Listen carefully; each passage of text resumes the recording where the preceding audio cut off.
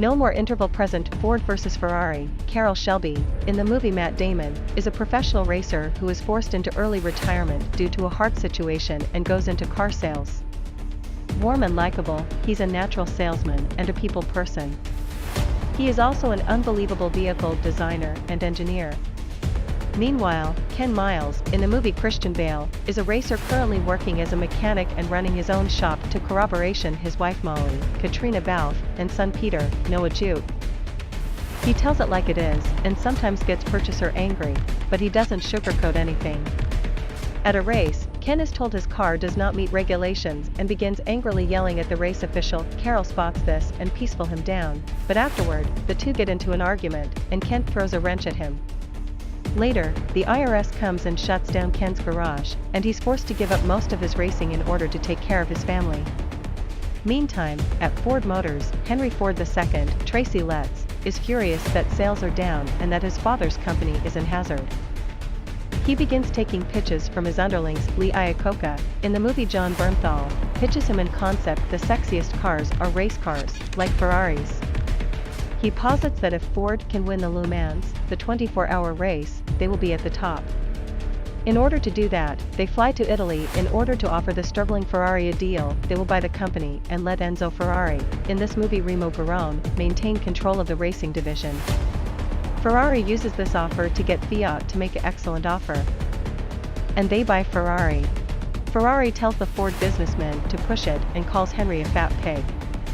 When they get back, Henry makes them relay in detail what Ferrari said, and he becomes more determined than ever to beat Ferrari.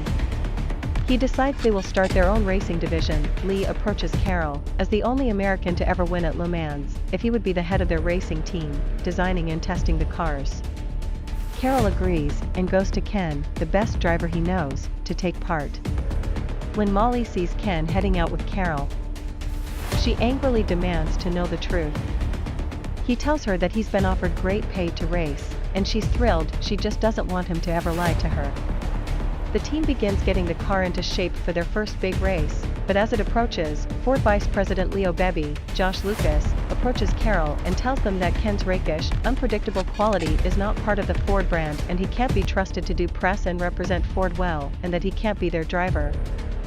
Carroll fights for Ken, but is eventually forced to tell Ken that he won't be racing. Ken is furious. When Ford loses the race, Carroll is able to convince Henry to allow him to rehire Ken. He goes to Ken's house and apologizes and asks him to come back, and the two end up getting into a physical fight on his front lawn. They finally give up, exhausted, and Molly brings them some cold sodas. Ken rejoins the team, who are working day and night trying to perfect the car. Lee warns Carroll that Leo is determined to have Ken removed from the team, and intend on doing so on their next visit. Knowing this, when Henry and Leo arrive, Carroll locks Leo in his office and takes Henry out for a ride in the race car. And Henry experiences just how terrifying and exhilarating racing is. When they stop, he breaks down into sobs. Carroll offers him a deal: let Ken race at Daytona. If they win, he races at Le Mans in France. If they lose, Henry gets full control over Carroll's company. At Daytona, they find tough competition in a second Ford team that Ford had commissioned to see who engineered the best vehicle. Ken is able to win the race, securing their team the spot at Le Mans and ensuring Ken will drive there. In France, Le Mans approaches. Ferrari and Henry are both in attendance. When the race starts, Ken's door won't shut, slowing him down on the first lap.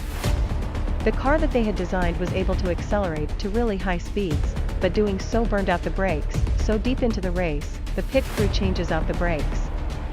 The Italians at Ferrari are furious, saying this is a violation of the rules, but Carroll points out the rulebook says they are allowed to change parts, and it isn't specified which ones.